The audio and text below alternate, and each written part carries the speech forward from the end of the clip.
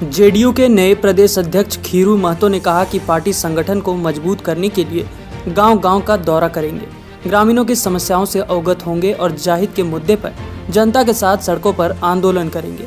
वे बुधवार को press club में आयोजित पत्रकार वार्ता को संबोधित कर रहे थे। उन्होंने कहा कि झारखंड में जेडीयू शून्य पर चली गई है। पार्टी नेतृत्व ने मुझे प्रदेश की कमान दी है। आज से ही मैं पार्टी के सदस्यों के साथ संगठन को मजबूत करने के लिए आगे बढ़ गया हूँ। पार्टी को जिला से लेकर प्रखंड और प्रखंड से लेकर पंचायत तक पहुंचाएंगे। महतो ने कहा कि झारखंड में विस्थापन की समस्या सबसे प्रमुख है। झारखंड अलग राज्य होने के इतने वर्षों बाद भी यहां पर विस्थापन आयोग का गठन नहीं किया गया है। पूर्व की रघुवर सरकार ने भी इस पर कोई दिलचस्पी नहीं दिखाई। साथ ही वर्तमान की हेमंत सोरेन सरकार ने भी इस पर अब तक कुछ काम नहीं किया है। झारखंड में बड़ी संख्या में लोग विस्थापित हुए हैं। सरकार इनके पुनर्वास की व्यवस्था नहीं करती है। पिपरवार से लेकर हजारीबाग और धनबाद में काफी संख्या में लोग विस्थापित हुए हैं। उन्होंने कहा कि इसके अलावा यहाँ पर शराबबंदी के लिए आंदोलन करेंगे। बिहार में जिस तरह से शराबबंदी की गई उसी तरह से झारखंड में भी लागू की मांग करेंगे। महिलाओं को 30% आरक्षण, पिछड़ों को 27% आरक्षण सहित कई जन मुद्दों को लेकर पार्टी आने वाले दिनों में आंदोलन करेगी। 20 साल पहले जो पार्टी संगठन की स्थिति थी उसी तरह संगठन को धारदार तैयार करेंगे। पार्टी के संगठन प्रभारी प्रवीण सिंह ने कहा कि पार्टी ने एक स्थानीय व्यक्ति को पार्टी का संगठन प्रभारी का जिम्मेवार दिया है। श्री सिंह ने कहा कि झारखंड में पिछड़ों के लिए 27% आरक्षण की मांग को लेकर पार्टी जल्द ही आंदोलन करेगी। यहाँ पर जो स्थानीय मुद्दे हैं उसे लेकर जनता के बीच हम लोग जाएंगे। नहीं ठीक है। परवीन जी, जिस तरह से मुख्यमंत्री जी का बयान आया है मगही और भोजपुरी, 2-3 चीज़ें बता दें। आपने एक संगठन की बात की थी, तो संगठन में सबसे पहले अनुशासन लाएंगे और पार्टी के सिद्धांतों को हम कार्यकर्ता को बताएंगे। ऑटोमेटिक सारी गुटबाजी खत्म हो जाएगी। जब कार्यकर्ता अनुशासन में आ जाएगा, पार्टी के सिद्धांतों को समझने लगे, गुटबाजी समाप्त हो जाएगी। मगही भाषा और जो भोजपुरी भाषा को जिस तरह से गाली के लहजा में हेमंत सोरेन जी बोले, किसी भी मुख्यमंत्री के लिए शोभनीय बात नहीं है। भाषा की लड़ाई एक तो उनको बोलनी नहीं चाहिए। इस देश की भाषा है, देश के अंदर के रहने वालों की भाषा है। पूरे देश में फ्रीडम है, कोई कहीं जाकर रह सकता है। अपने भाषा को प्रमोट करना चाहिए, इसमें कहीं पर कोई इनकार की बात नहीं है।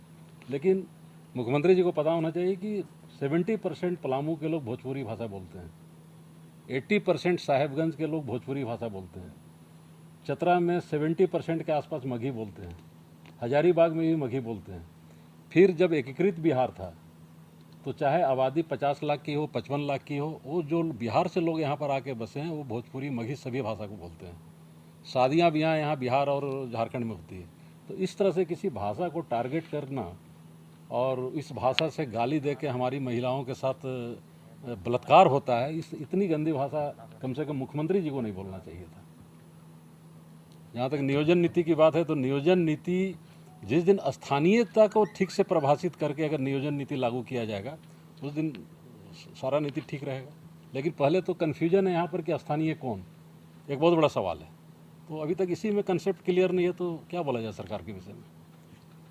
विस्थापन और अवैध माइनिंग में आप लोग कभी आवाज़ नहीं उठाए हैं? नहीं, देखिए, विस्थापन की आवाज़ एकजुटता नहीं हो रही है। विस्थापन में सबसे ज़्यादा अगर कोई बदमाशी किया है तो सरकार के उपक्रम। आपको छोटी सी घटना बता दें, इतना लंबा बाइट तो चलता नहीं है, लेकिन छोटी सी घटना आपको बता देते हैं कि अगर कोई परिवार विस्थापित हुआ, 16 साल लगा देता है उसको नौकरी देने में, और 16 साल के बाद 2 भाइयों को लड़ा दिया जाता है कि तुम नौकरी लोगे कि तुम नौकरी लोगे। ऐसी कहानियाँ आप CCL में चले जाइए, BCCL में चले जाइए, तो लाखों के तादाद में। हमारे माननीय मुख्यमंत्री बिहार के सभी दलों के साथ मिलकर लेकर जाकर और आपके माननीय प्रधानमंत्री नरेंद्र मोदी जी से भी मिले हैं। उन्होंने भी मांग किया है कि पूरा देश में जनगणना जातीय आधार पर हो। उसी तरह से हम लोग यहाँ भी ऐसा हम लोगों से मांग उठाया था। इधर हाल में भी हम लोग विधानसभा के एक परिसर में बैठक हुई थी क्लब में, उसमें भी हम लोगों ने सभी पूर्व विधायक थे, वहाँ भी इस मांग को उठाया गया था मुख्यमंत्री के सामने।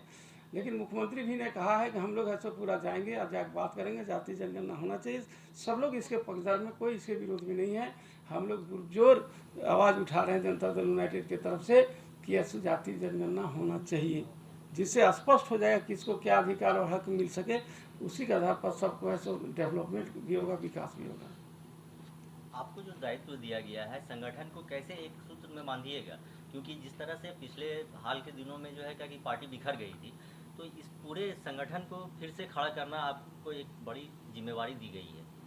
देखिए, हम लोग पार्टी का संगठन खड़ा करने के लिए हम लोग जन जन तक जाएंगे, जिला में, प्रखंड में सुदृढ़ करेंगे आपका संगठन को, और पंचायत से लेकर हम लोग ऐसे गांव तक पहुंचने का काम करेंगे और संगठन को मजबूत बनाएंगे। जो गरीब गुरुआ दबे कुचले लोग हैं उसकी आवाज़ है सो जनता दल यूनाइटेड है सो बनेगी, और है सो आगे आने वाला समय में झारखंड में जनता दल यूनाइटेड दिखेगा कि आखिर क्या ये लोग गुल खिला दिया। ऐसा संगठन हम लोग बनाने का काम करेंगे। हम लोग डोर टू जाने का भी काम करेंगे, मेरे सभी कार्यकर्ता जाएंगे डोर टू डोर जाने के लिए, बड़े से बड़े नेता भी जाएंगे और ऐसा काम करेंगे इस काम को। गुटबाजी से कैसे पार पाइएगा? हमारे पार्टी में कोई गुटबाजी नहीं है। अगर कहीं कुछ गुटबाजी कभी रहा हो तो उसको मैं स्वतः समाप्त कर दूंगा। कोई गुटबाजी नहीं होगा, सब संकल्प लेंगे और संकल्प के साथ एक साथ सब बैठ के काम करेंगे। कोई गुटबाजी कहीं बात नहीं करेगा लोग, ऐसा हमको पूरा संभव है, अनुभव है। हमारे नेतृत्व में ऐसा नहीं होगा। नियोजन नीति पर क्या है? नियोजन नीति जो है, उस नियोजन नीति जो सरकार की नियोजन नीति है, उस नीति को अगर सिर्फ लागू करें ठीक से तो फिर स्वर्ग बन जाएगा झारखंड। एक तो नशाबंदी पर हम लोग बोलेंगे, जो शराब बंदी होना चाहिए। झारखंड के सबसे बड़ा श्राप अगर है तो शराब, अगर शराब अगर झारखंड में समाप्त हो जाए तो झारखंडी लोग आगे उठकर खड़े हो जाएंगे। लेकिन यहाँ बंदी नहीं है, बिहार में है, यहाँ नहीं। हम लोग उसके पचदर हैं कि यहाँ भी नशाबंदी होना चाहिए, बंद हो शराब, तभी है सो यहाँ के लोग आगे बढ़ सकते हैं। चूँकि है सो दारू पी के बर्बाद हो गया यहाँ के लोग सबसे ज़्यादा। हम लोग अनुभव करते हैं, इस चीज़ को देखते हैं। अभी हाल में जो है कि परसों एक निजी अखबार को मुख्यमंत्री जी ने साक्षात्कार दे रहे थे, उसमें भाषा वाला मेरे लिए भी छोड़िएगा।